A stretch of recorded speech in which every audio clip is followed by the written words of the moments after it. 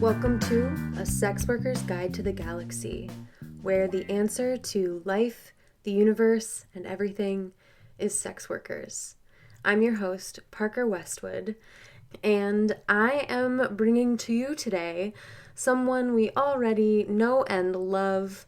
They were featured, almost exactly a year ago for my Valentine's Day episode with their lovely partner. But this time we get a solo Savannah Hart, who you might remember as Savannah Grace, but they have since gone through a rebranding, which we're going to be talking about. That's one of the main topics in the show, along with burnout, content creation, starting a new business.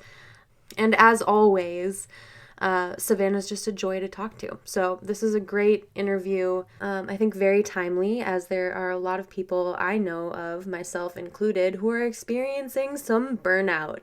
And not just in the sex work arena, kind of all around. This world we live in is a tough one at this moment in particular. So I think talking about burnout and rebranding and like shifting what we're doing with our lives is a timely thing to be talking about. So I'm really excited for this one. My cat is yet again in my recording fort, so hello, Felix. I guess let's get some of the podcasty things out of the way. This podcast is supported by the lovely Patreon members we've acquired over the last year. If you would also like to become a patron of the show, head on over to patreon.com/sexygalaxypod, where you can join the other fabulous patrons. And it's a good time. 50% of the proceeds from Patreon members goes towards the work of Answer Detroit, a network of sex workers to excite revolution. It's a collective of sex workers working towards the decriminalization and destigmatization of sex workers. And we believe that it is the right of all sex workers to be doing this work for whatever reason they see fit. We are just out here trying to survive capitalism, and there's no judgment needed, really. And Answer Detroit is working on some really cool stuff. I can say that because I have insider information. So if you want to support that work, you can also donate directly. I will provide a link to a fundraiser we've got going on, and Answer's website, as always, will be in the show notes. You can also support the show by following us on Twitter at sexygalaxypod. I have an Instagram at parker.westwood that I post podcast updates on, and we have a website, which I'll link in the show notes. You can also support the show by purchasing a t-shirt if you feel so inclined. There will also be stickers for sale in the near future, so you can stick your love on the subway or underneath a table somewhere. I don't really care. Do whatever you want with the stickers. They're yours once you purchase them, and I hope that they just end up everywhere. This podcast is brought to you by CompanionTax.com. That's right, it's that time of the year, tax season. If you are a companion, sex worker, provider, whatever you want to call yourself, and you need help with your taxes, or honestly, if you just don't want to do your taxes and you'd like to have someone else do them, it's lovely. Go check out CompanionTax.com. They have been doing my taxes for the last 3 years, and it has been dreamy. So again, that's CompanionTax.com. I think that's the stuff. I think that's all the things that I need to talk at you about. So now let's shift and hear from Savannah Hart and just enjoy the conversation. It was a really fun one. So here we go. All right, everyone, I am here with someone who you all know and love already, but now it is just them this time. the artist formerly known as Savannah Grace, but now known as Savannah Hart. Welcome. Hi, Parker. Hey, love. It's really good to see you. Yeah, I'm happy to be here. Yeah. Do you want to give you've been on the show before, but do you want to do the name, pronoun, location, and kind of sex work you do just for people who haven't listened to that? Absolutely. My name's Savannah Hart. My pronouns are she, her. I'm based in Denver, Colorado, and I am a full service sex worker and content creator. Yay. And just as a refresher, how did you get started in sex work? This is a fun story. So, last podcast, we all know my first night stripping was to Prodigy Smack My Bitch Up. I was so nervous. I threw up all over myself because despite being very outgoing, I'm very introverted, which a lot of people don't realize. I'm like, no, I'm just a good talker, but I really don't like large groups of people. So I started as a stripper, came back and stayed in the clubs for a couple of years after my Prodigy incident, and transitioned into full service. And that's now been a collective 7 years. Oh, that's so great. And how long have you been doing content creation? Because I know that's a little less, right? On and off. I feel like content has been really an experiment. I haven't done it full time. So I've been playing around with content for the past 3 years, just kind of on and off, but I've never fully committed.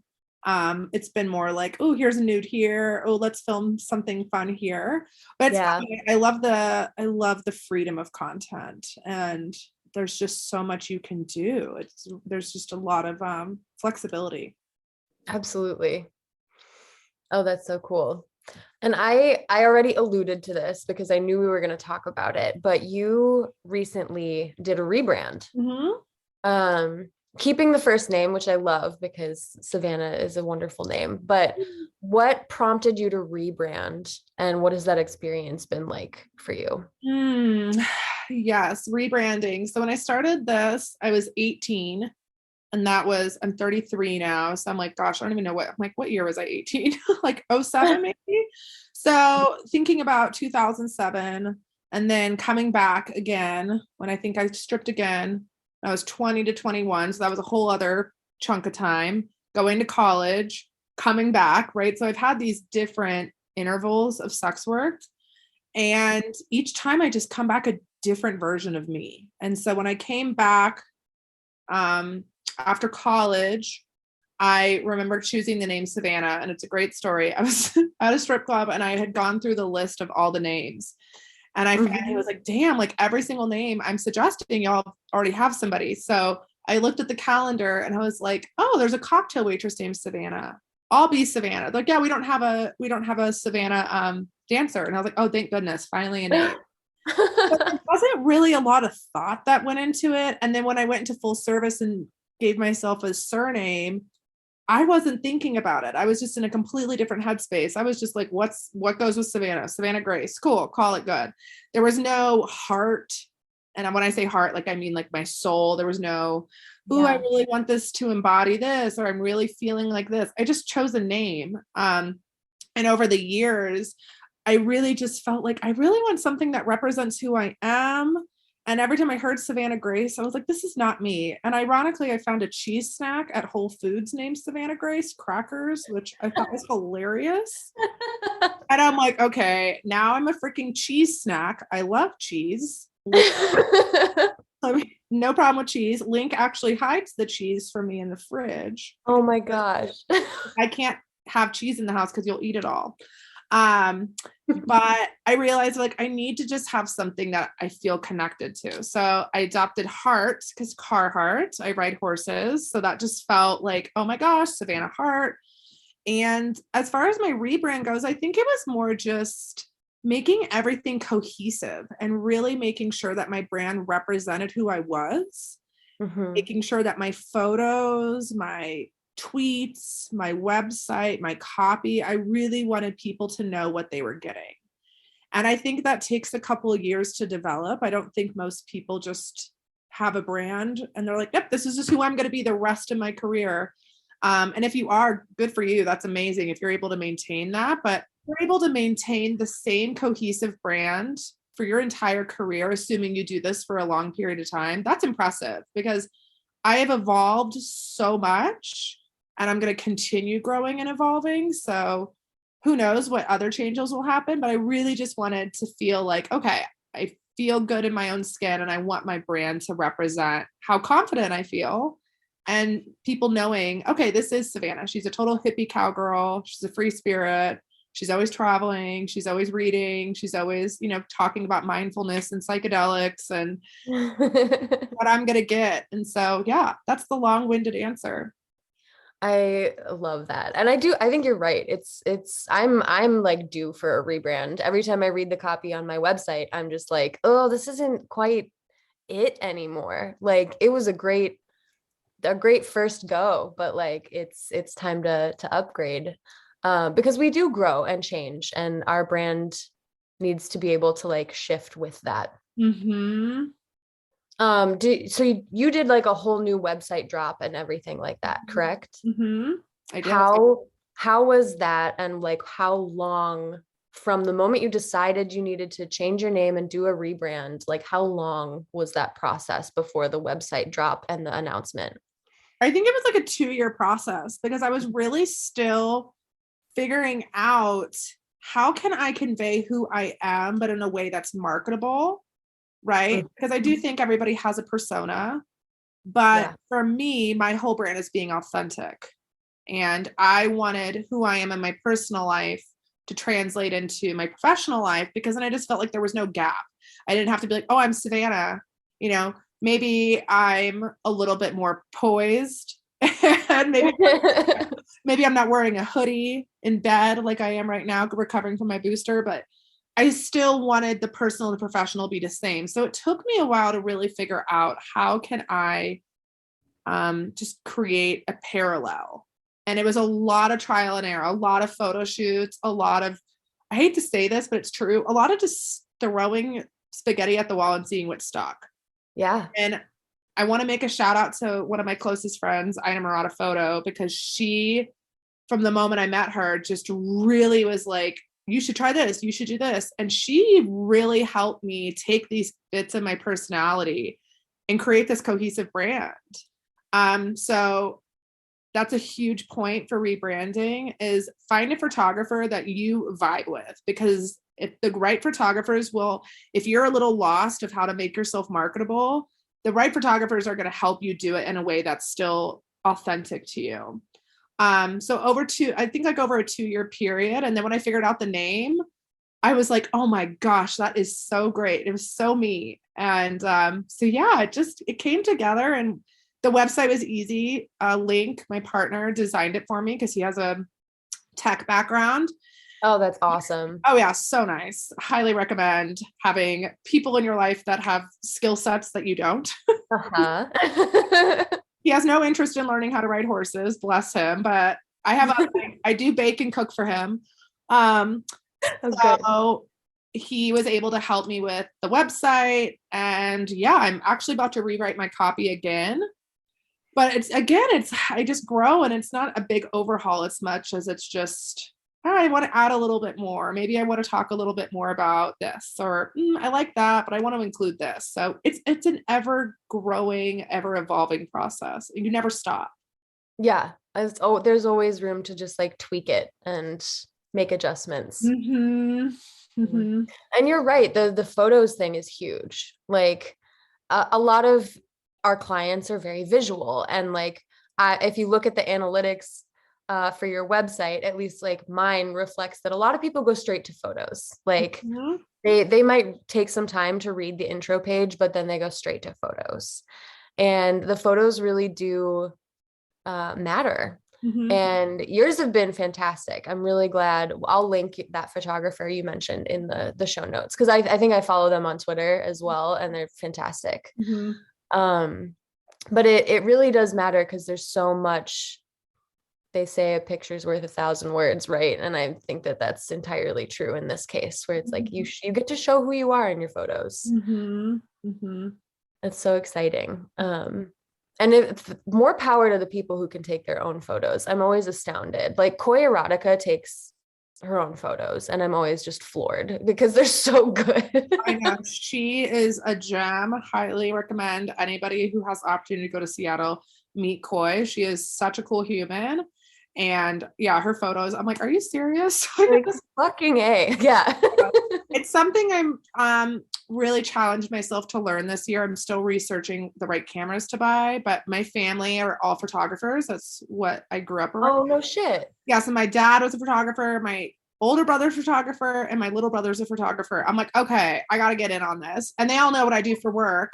But I talked to them a lot about finding the right camera because I love taking photos. It's so fun. And I love being able to express who I am through photos. But yeah, teaching yourself photography is no easy feat. You just have to have a lot of patience and watch tutorials, find the right camera, be okay with trial and error. But once you nail taking your own photos and finding a photographer you like, it just makes branding and marketing just so much more smooth because you just know what to deliver. You just want to make sure that it's staying on brand.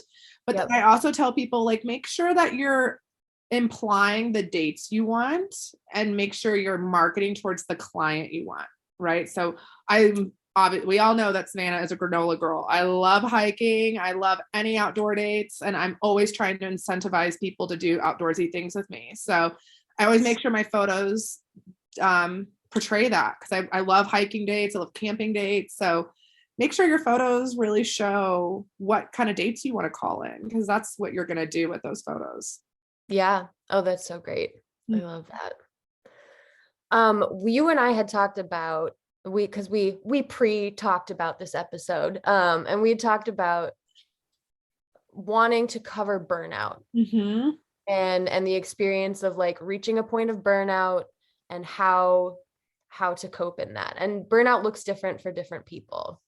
Some people get like a little more they have to swamp themselves in order to like cope, which like leads to further burnout, and other people just like they pull away entirely. But you had a moment of burnout that you wanted to talk about, and I'd love to hear like how you recognized it and then like what steps you took. Totally. Yeah, it really ties in with my rebrand because I think that trying to stay attached to this person I used to be. And like, let's just be frank. When I started Savannah, I was staying up all night, drinking, doing pole tricks, like strip club life is very different than companion life.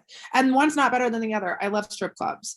And as I evolved, I realized I was like, I'm changing. My mental health is changing. My coping mechanisms are changing. And I need to shift because I can't be attached to who I used to be. I have to grow. And I think that was a big reason I wanted to tie rebranding with burnout because to me they went hand in hand because I explained to somebody, they're like, what is Savannah Hart? I was like, Savannah Hart is all the lessons I learned in my younger self and all the coping mechanisms I've learned and all the stress management and learning how to be mindful and learning how to attract clients I want to spend time with, not just seeing every client that comes in my inbox. Right. Yeah. So the rebrand wasn't just an aesthetic. It was a mental health choice. It was like, I have to clear out that energy because 7 years of this industry, especially in different facets, you're going to have different experiences. And when you're new and you're young, you don't necessarily have the best boundaries. You don't have the best coping mechanisms for the unique things that happen in this job. And so I recognized that I was evolving and growing and I needed my brand to reflect that. And how I knew I was burned out is I was really just not looking forward to work as much. And I felt like I loved this job. I love connecting with people. I love asking people what they're desiring and co-creating an experience. And I realized like when I was just feeling more fatigued and I wasn't fully present and I could feel that, I knew something had to shift because I was like, I'm not fully here. And I had to really go inward and be like, what am I experiencing and why? And a big reason was I don't think I learned good boundaries when I was new as Savannah. And that just takes time in the industry. Yeah. And I was really abandoning myself as far as like what I was comfortable with. Like, you know, a big boundary for me is like, I don't like clients who talk to me about other companions and like their business, you know, because if a companion shares something in confidence to a client that they're trusting as their friend, that is not my business to hear about, you know? Nope. So that's a really firm boundary I have now, but just that's an example of situations I was consistently in, you know, or boundaries I didn't know I needed to have at the time, that now in hindsight, I'm like, oh my gosh, no wonder I was so drained, because I was taking all this energy that wasn't mine. And so I think that was the biggest thing, is this just heaviness and this fatigue and this irritability. And once I realized, I was like, I've got to create some new boundaries, and I have to renegotiate what feels good to me and where I thrive. And that meant I had to change my playmates and my clientele and the way I marketed myself, because 7 years in this industry, you grow. Yeah. So that's the answer, really. I love that. And I resonate too. There's, in the beginning, like starting out as a sex worker, I didn't know the importance of having certain boundaries, even the most simple boundaries. And some of these boundaries are ones that are like, it's a privilege to be able to enforce them, right? To be able to have them, enforce them, and all of that. Like I recognize that, like, I'm privileged enough to decline a client. And that can be hard because I can go into scarcity mode. But I still like am able to do it. But yeah, I think it's the boundaries piece is a really difficult one to learn. We're not exactly taught how to do boundaries. And it's key. It is so key to mental health. And even simple ones, like I feel like being like, oh, I'm not going to talk about other companions with you, is one that like sounds super simple, but can save you so much mental anguish and energy down the line. Because that's a huge one. When you were experiencing burnout, because we talked about it in your work, but how did it show up in your personal life? Because I know that, like, for me, when I am experiencing burnout, I just shared, like, I just dropped the 1-year anniversary episode, and I'm experiencing burnout, and like I'm deep in some like mental health work that's necessary right now. And so I know that it doesn't just because like the burnout is happening in our line of work doesn't mean it doesn't bleed into other areas of our life. So I'm curious, like, how did it show up in your personal life, if you're willing to share? Oh, of course. It's really interesting. I noticed that, and this is really honest, but I noticed my libido was only happening at work. Like I had trained my body to be a sex robot, for lack of better words. And I would show up. I knew what I needed to do. I knew how to get myself off in a session, right? Because sometimes I do, right? Like it, and I just want to preface that by like, having an orgasm does not necessarily mean it's good or bad sex, right? Right. Because I've had plenty of amazing sex where I did not climax. And I've had times where okay, I guess I had an orgasm, but I wasn't even connected to the person, right? So I just want to preface that you do not have to have an orgasm to have good sex, because I know some people get really hung up on that. Very true. So I wanted to just make that side note, but I noticed that I was just becoming like mechanical. I could just go in, be there, be what they wanted me to be, and then I would come home and did not want to be touched, interacted with. And I lost my love for intimacy in this chunk of time. I just noticed that it just changed. I was so used to holding space for my clients and asking what they wanted that I started negating my own needs. And I didn't know how to also voice, hey, that doesn't feel good. Like, do you mind doing this? Like, I was scared to hurt clients' feelings if they were like, you know, hurting me, or it didn't feel good, or maybe they could go a little more gentle, because I didn't want to ruin the mood. So there would just be these times where I didn't know how to be honest about, like, I could say it in a sexy way, be like, hey babe, like, why don't we try this instead? You know, because I was such a people pleaser, and I didn't realize how that disconnect from me just advocating for myself, how that was really hurting my libido in my personal life, because it made me resent sex.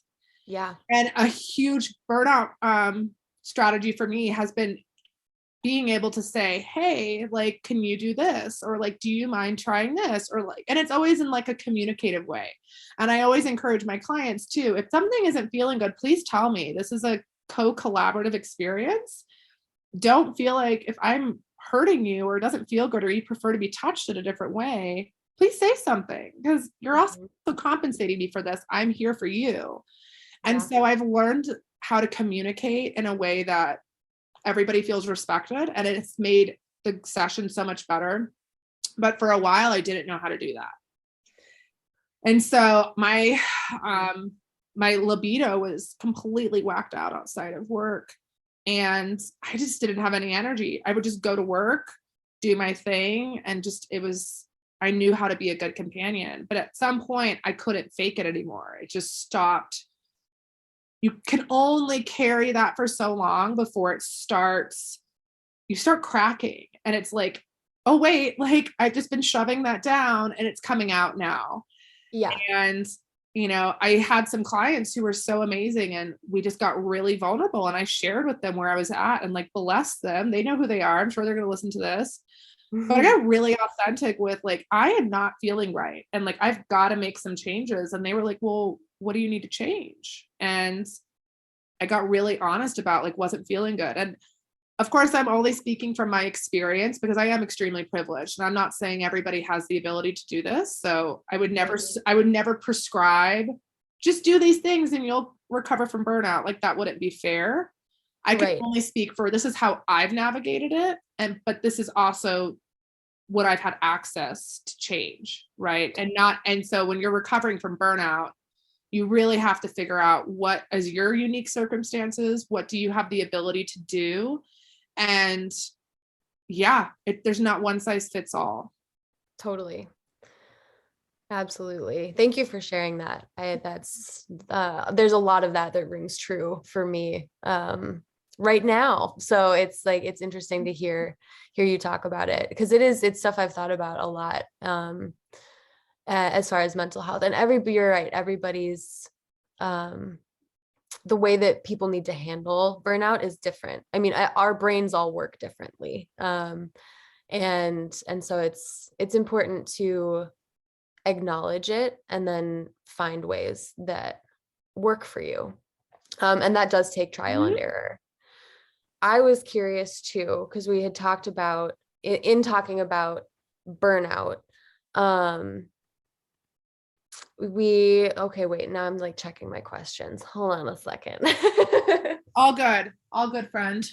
You're only human. It's okay. Yeah, sometimes the flow is hard to maintain. It's all good. We're not robots. It's true. Fuck that. Sometimes I wish I could be a robot, but then life would be a whole lot less interesting. Yeah, life would be not as dynamic. Yeah, the human experience is a wild one. I'm here for it, even when it's painful. As I recover in bed from the damn booster. Yeah, when you were like, I'm in a hoodie in bed right now, I'm like, we're both in hoodies and in our beds right now. Yeah, booster 1, Savannah 0. It's so real. Okay, so I was curious, because you've made a bit of a shift over the last, I feel like, couple years that I've known you. You've shifted more into online work and content creation, which makes a lot of sense considering the current climate of the world being still in a pandemic. So how has that shift influenced your rebrand, but also like influenced your relationship with work? That's a great question. So Link and I have been making content on and off for 3 years. And it's been a wild ride because at first I was like, cool, what is porn? What do people like to see? I'm going to do that. Yes. And we did do that. And there are some really hilarious clips. Like, I'm telling you, we came up with some really silly, hilarious clips. I will never forget making the camp counselor clip where we were Oh my 40 God. camp counselors who were sick of arts and crafts and went and snuck out. And those were fun. But what I really, I know, it was pretty hilarious. I look at that, I'm like, damn, that was a good idea. Yeah. What I realized is I was like, I wasn't being authentic in the sense of doing what I really wanted to do. I was just going with what I thought I had to do. And with this rebrand, I've really started to shift. I'm like, I don't really know if I want to make conventional porn. There's nothing wrong with it. I love porn. In fact, there's a content creator that I watch probably weekly named No Face Girl. She is amazing. Highly recommend subscribing to her OF if you like homegrown porn. Yes. And so I obviously love content creators and I love supporting content creators, but I realized like I have to find my own flavor, just like Savannah Grace had to become Savannah Hart. Now I'm evolving, like, what does my content look like? And through my burnout recovery, I came up with this term called conscious companionship and content creation. And conscious to me really it means multiple things. It means being authentic to myself. It means being mindful. It means I'm only going to come if I can be the best version of myself. And if I'm just not feeling it that day, I don't make myself go. Now, again, that is privilege, right? I am not saying they're having a shitty mental health, they can just cancel their client. That's a complete privilege, right? But I'm only speaking from my experience. Yeah. So it just really started to think about all these different layers of this job and really tuning into my body and really tuning into my intuition. And when something didn't feel right, not shoving it down and tuning into like, well, what doesn't feel right? Why am I not feeling okay here? And when I started realizing, I'm really not enjoying making conventional porn. It's not me. I need to be able to do my own thing. And like, quite frankly, I'm still figuring that out. I've come up with this whole new content theme. Unfortunately, I haven't been able to make much content lately because I had COVID. Yeah. Back, and then I got the booster and I have just been down for the count. But I'm excited because I feel like I figured out what is my unique style. And I think that's it with content. There's no wrong way to make content. You want to get gangbanged and cream pied? Hell yeah. You want to do sacred sexuality? Hell yeah. There's no bad content as long as it's consensual and you're okay with it, right? So I really am grateful that I've given myself permission to let go of what isn't serving me and isn't serving my clients, because I don't want clients to go to my OF and be like, wow, she doesn't really look into that. I don't want to hire her. I want people to go to my OF and be like, I want to experience that with her. So I think that's been my mentality with content is, yes, there are people who just buy my content and that's awesome, but I want those people to want to be with me in person too. And the people who are seeing me in person, I want them to go to my content and think, oh, well, I can experience that. So that's my unique perspective on it. That doesn't have to be anybody else's. But really just creating that container of what do I want to offer people? What do I feel comfortable? What makes me feel empowered? What makes me feel embodied? Because if I'm embodied and I'm feeling good and I'm feeling sexy, that's going to translate into my content. And I know when I'm in that place, how turned on I feel. I know how good my clients feel because they can just feel my energy. But when I'm not into it or I'm doing something because I think I have to, because I think that's the only, I don't realize that there's other ways to make content or there's other ways to do companionship, I'm not being authentic to myself. And people can feel that energy and they're probably not going to come back because they, it's like, I'm never going to be a caviar eating like bottom companion. I don't think I've ever had caviar in my damn life. I'm sure it's delicious. But if I tried to make myself be that, clients would be like, this is not working because it doesn't feel Yeah. authentic. So I've just really learned how to be true to myself and make sure my brand is reflecting that. Yeah. They can see your metaphorical Carhartts underneath the cocktail dress. Yeah. Don't get me wrong. I love nice meals. I love nice items. I love luxury experiences. But for me, luxury is it's experiences. It's luxury for me is taking time off when I want. Yep. Luxury is being able to take a month off and go to Southeast Asia if I want, right? Whereas luxury for somebody else may be a designer purse or a really nice car. And I have a nice truck, right? I'm sure my truck costs as much as like a nice car, right? But it's just, what is your definition of luxury? What is your definition of what makes you feel good? What do you like to spend your money on? So everybody's brand is different. There's no right or wrong way to spend your money or brand yourself. So I don't, even if I have my Carhartts on, I'm not shitting on people who like, to be dressed. Oh yeah. No, I do you. Whatever empowers you and makes you feel sexy and happy, I'm all for it. Yeah. Do what makes you able and happy to live the life you want to live. Like that's absolutely that. Okay, so we're going to pivot a little bit here because I know you've been working on a business outside of sex work, and I'm excited to hear a little bit about how that came to be, what that's been like for you, how you've been able to balance working in sex work and also starting this new business.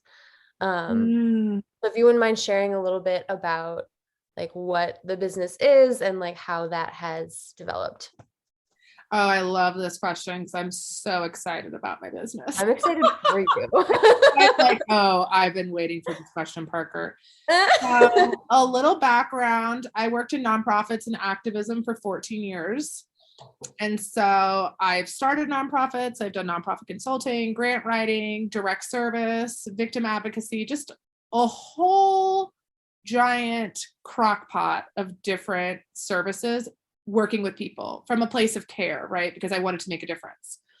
But what I realized is, here's my radical thinking. The system is so broken when it comes to supporting people, when it comes to social work, when it comes to Western medicine, mental health services, that I didn't want to go back in there. Nonprofits also, the system is not designed to help people, it's designed to maintain, right? It's a Band-Aid. And so I left that industry, nonprofits. I think it was July 2020 that I was like, right, I've got to get out of this. I'll always support activist causes. I will always donate money, but I felt like I was just up against this. You ever see Ferngully? Oh yeah. So I thought like I was doing all this work, but I just felt like the monster in the rainforest. I'm like, this is so big. And these systems in place are so, they're just bigger than me. And I'm burning out trying to figure out how to make a difference. Before we move on from Fern Gully, was it just me that like because Hexus was that like giant gas monster, like the pollution monster. But was Hexus a little hot, just like a little sexy? Okay, I think so, because he looked a little seductive. Yeah. I mean, it was like definitely Dom energy, but I just before we move on, it's I okay. To see if I wasn't alone in that. Yeah, I discovered my libido when like I watched like Disney movies and they were kissing. I remember that's when I learned I was queer, because I would like be like, oh, we should kiss. Like I was like 6 or 7, and like me and my friends would see the people making out on TV, and I'd be like, well, we should kiss like that. It was so playful and fun. And then I remember having little queer feelings watching Disney movies with my girlfriends. Yes. So yeah, I think kids figure out sexuality at a young age, even if they don't know it's sex. So yeah, it's totally okay that you thought Ferngully was Dom energy. I was kissing my friends in the backyard because I watched Pocahontas kiss John Smith, and I was like, "Oh, we should do that. We should do that. Yes, we should do that." So yeah, that's my backstory with nonprofits and trying to make an impact on the world, but just feeling like I am spinning my wheels and not getting anywhere.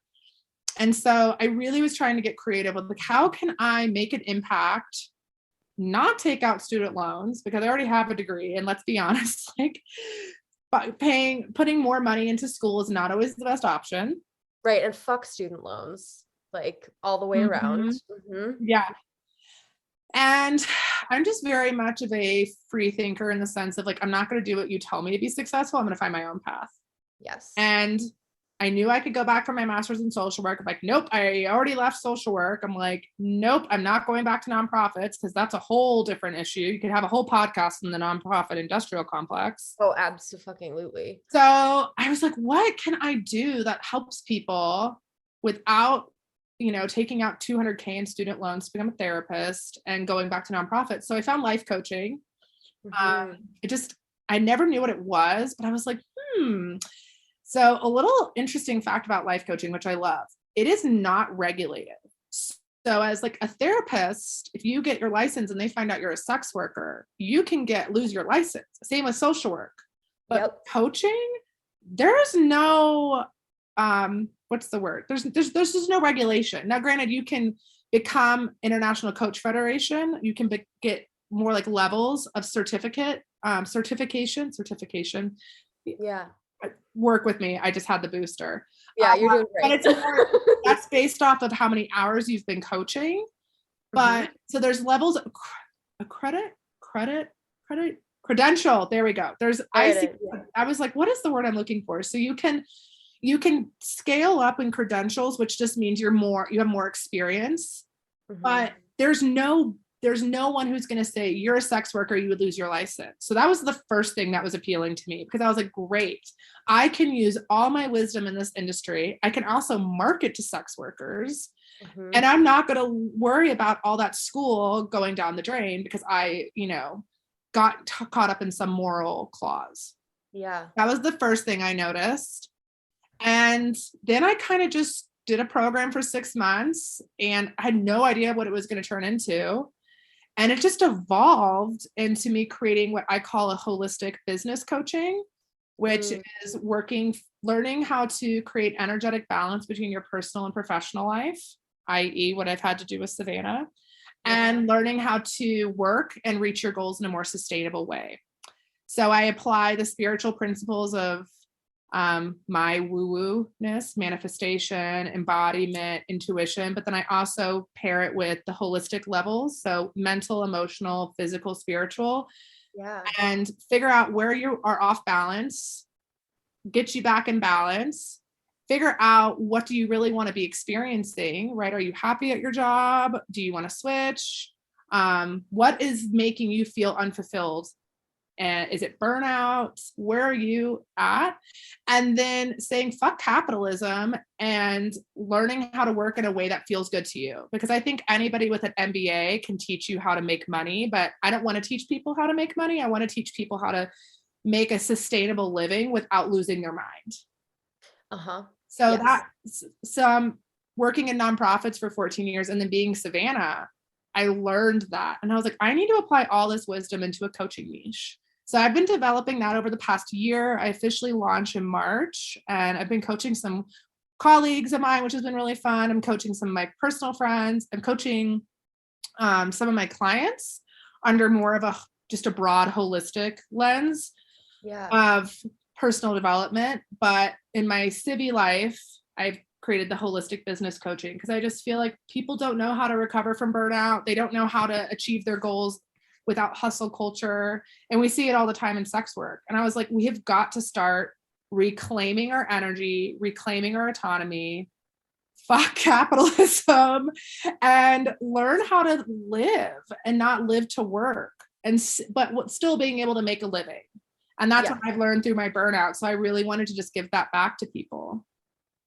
I love that so much because I've been talking, or I'm sure I've said it to a bunch of people in my lifetime that like we gotta stop glorifying the hustle. It's like, it's capitalism. It's capitalism. And that is not something I'm trying to perpetuate, because I find capitalism, especially when paired with white supremacy and the heteropatriarchy, to be just like, you can look around and see how it's just destroying people and our communities. So I love that you're focusing on really allowing people to ask themselves, like, what is it that I want, and what is achievable for me? Like, how can I live my life, actually make some money, but not allow money to be like the sole focus of what I'm doing. Mm-hmm. It's so key. Mm-hmm. Um, so I really, really love that. Mm-hmm. And as you've been developing this over the course of the year, and been doing sex work, have you been able to like find a balance? Where have you like found the time to work on starting another business? So it's interesting. Part of the reason I wanted to update my copy is because I wanted my coaching business and my personal life to almost overlap with what my companionship is.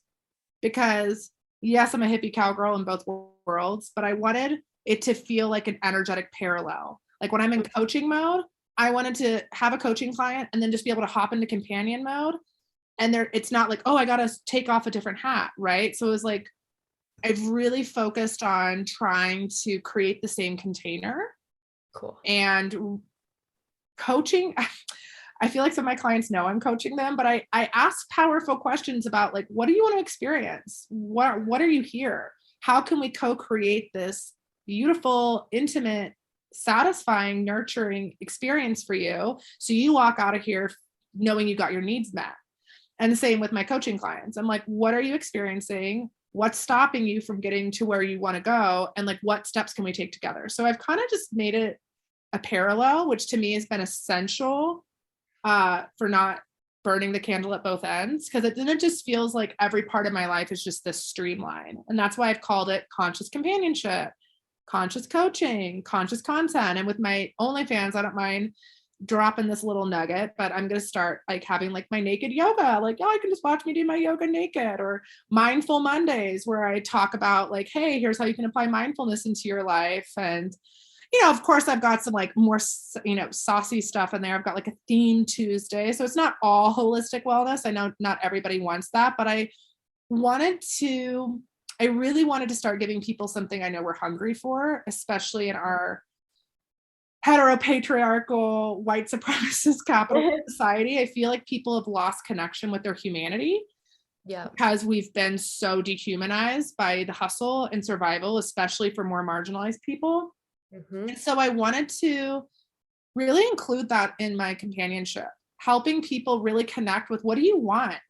And I've let go of clients who I'm like, you don't want me. You want something way deeper, and it's not me. And I'm so honored when we can come to that, because at the end of the day, I only want people seeing me if it's for the best of them. And if they're searching for something deeper or seeing me as honestly self-sabotage because they are using me to feel better, but it's honestly not serving them, that I will suggest, hey, I think this is what I'm feeling, and I would recommend this, but I can't ethically see you anymore because I don't feel like I'm serving you. And so really just making sure that streamline is across the board has been a big part of my rebrand.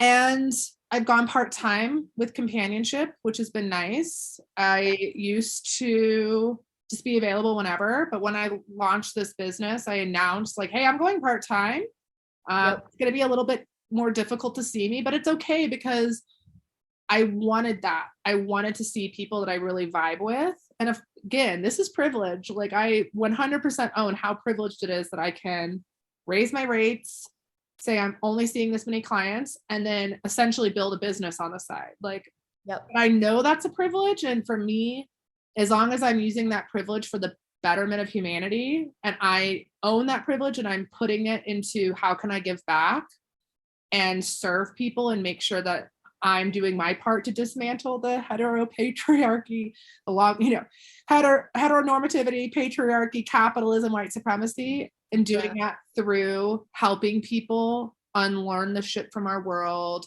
heal themselves, and figure out how they can make a difference, then I know I'm using my privilege in the best way, right? Yeah. I was unconscious of it, and I was just like,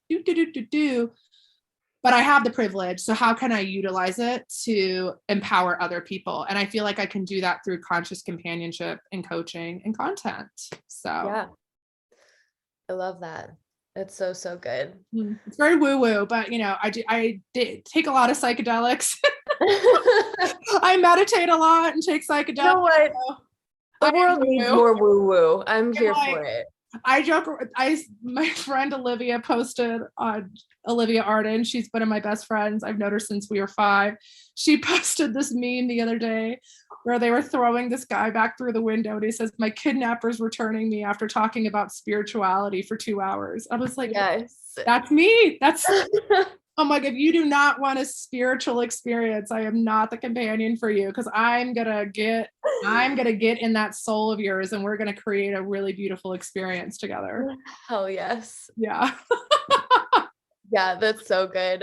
And I'm also like, it's not, whenever you're like, it's my woo woo shit. And I'm just like, I mean, yes, sure. Like some people would see it as woo woo, but it's also like grounded in a socio-political analysis of where the world's at. And I think when I think of like the woo woo stuff that I tend to just like brush aside, it's the stuff that like I don't think is grounded in reality. And Mhm. like your brand of woo woo is certainly grounded in reality, and I'm here for it. So Yeah, and I just, every time you say woo woo shit, I'm just like, hold the phone for just a second. and I also just want to like point out that yes, there are people in this world who are appropriating spiritual practices. They're not honoring where they came from.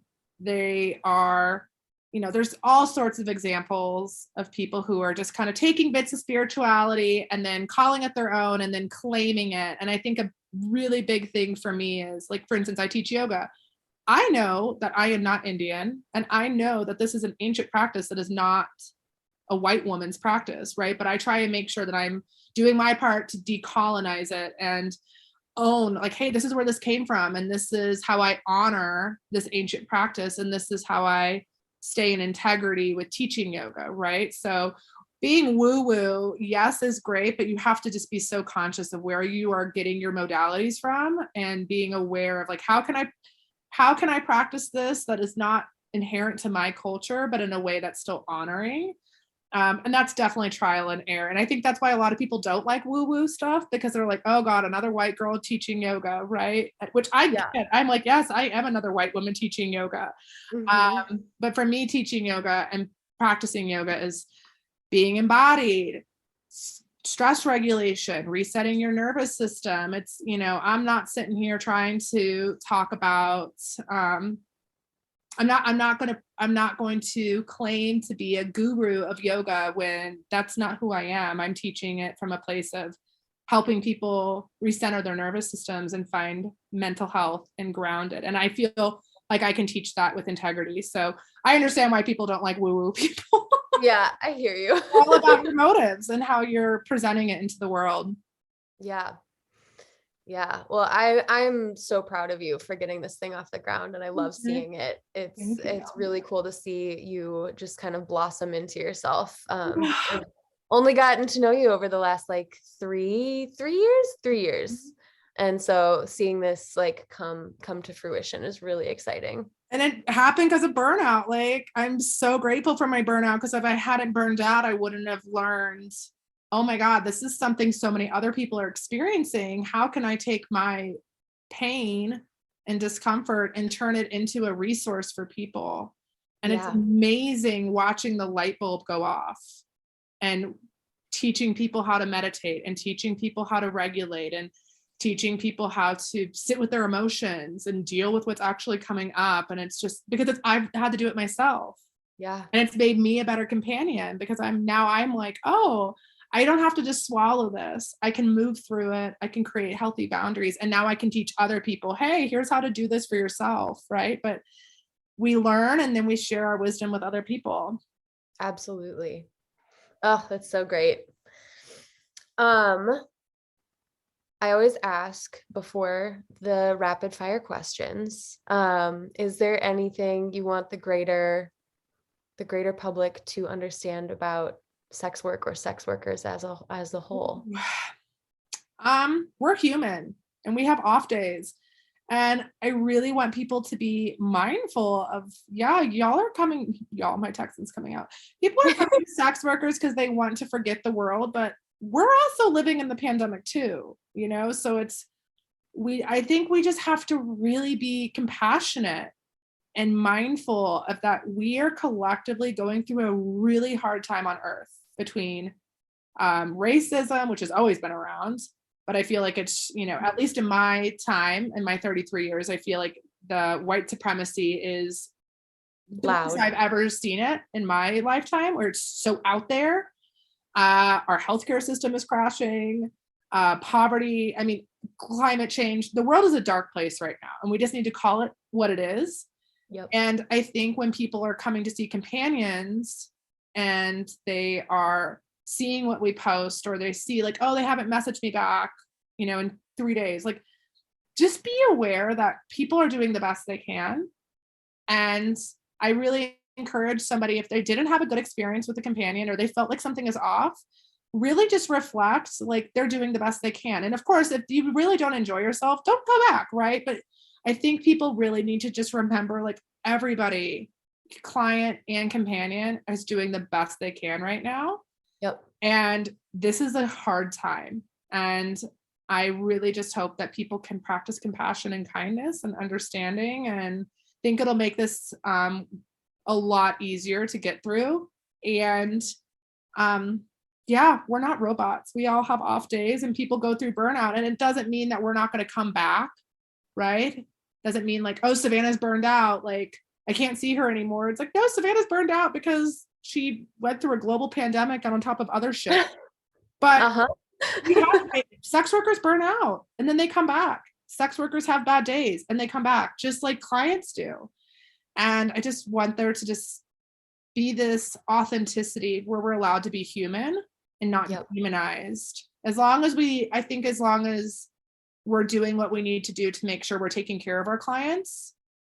But at the same time, that really means we take care of ourselves first. And because I've took care of myself and I've recovered from my burnout, I can now take care of my clients again, which feels amazing. I feel so good to be able to be the caliber of companion I hold myself to. Yeah. Oh, that's so fantastic. Thank you for that. Okay. Are you ready for rapid fire questions? I was born ready, Parker. I'm curious to see if I can go back and listen and see if your answers are the same or how they've changed now that you're Savannah Hart. Okay. Pancakes or waffles? Pancakes. Vanilla or chocolate? Chocolate. Skiing or horseback riding?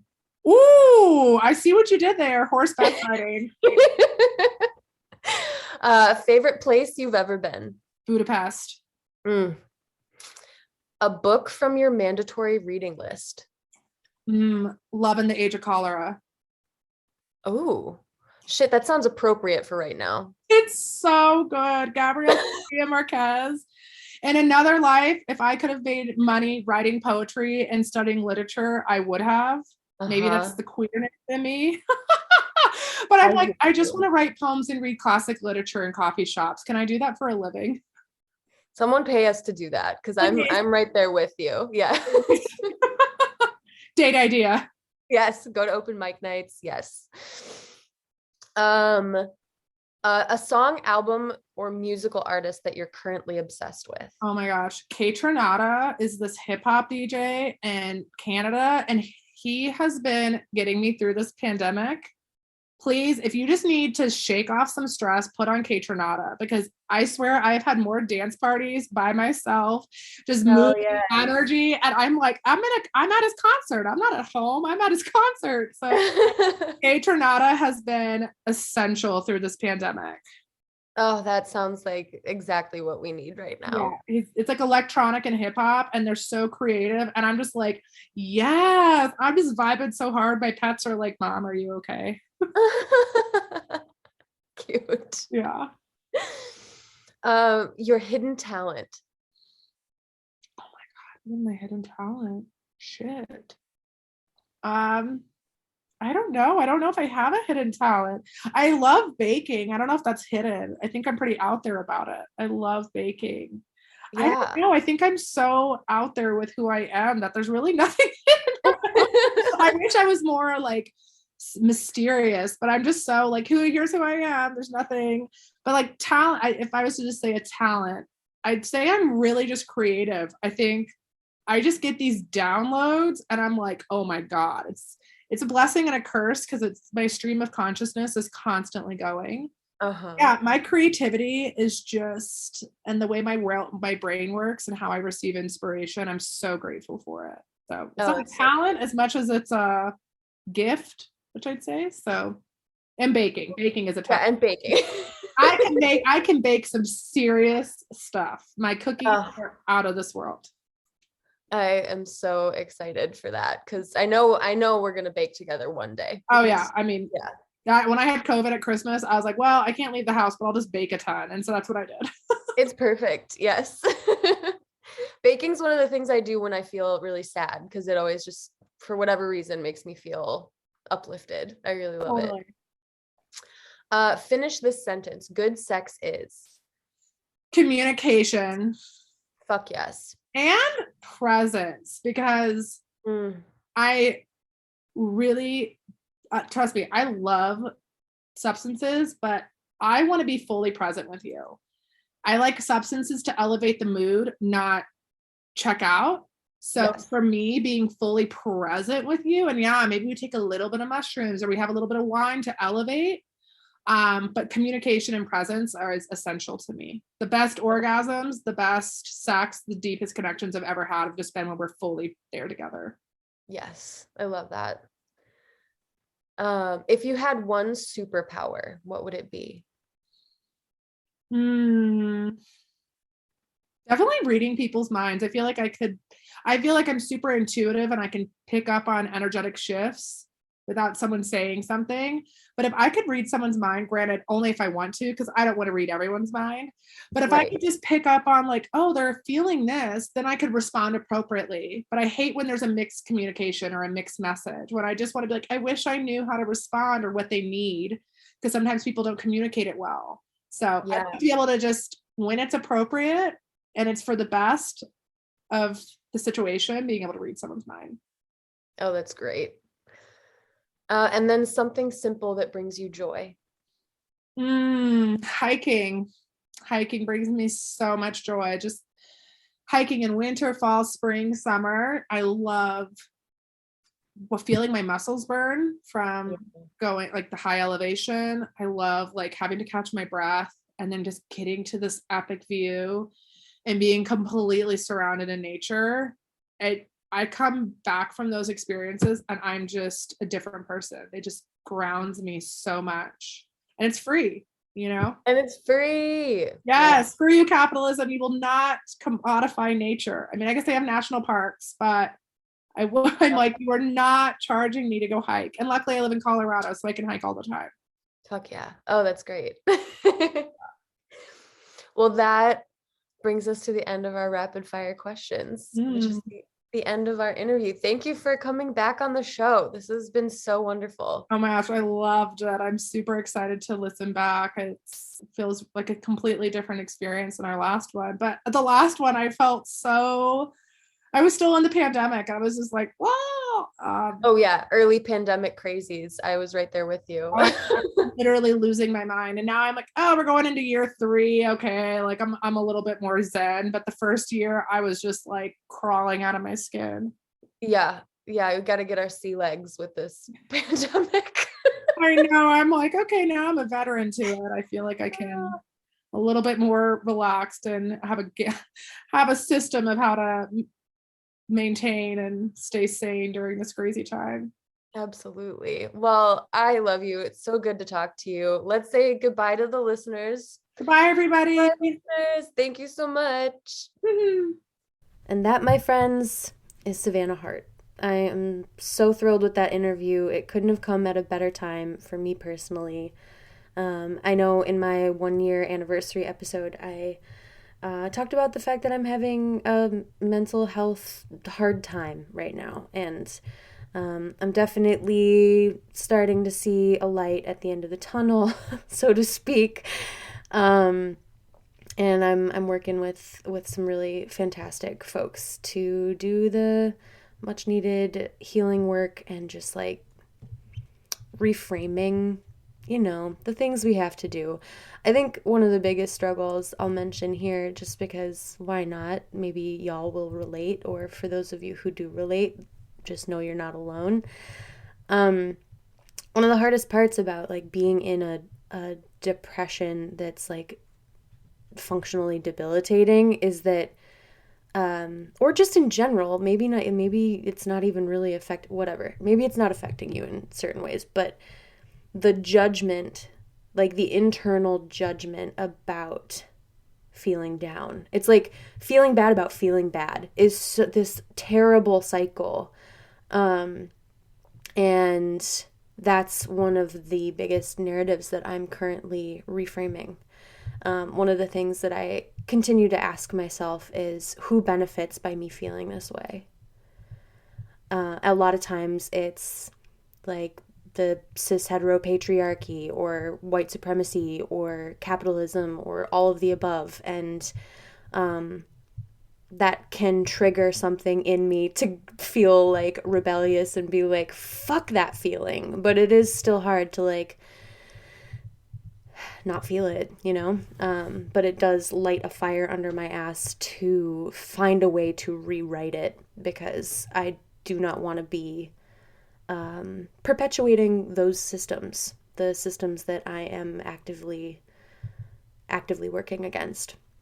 So this as within, so without is a thing. Like if you can heal from those systems inside your own self, it makes you more able and ready to fight those things outside of yourself.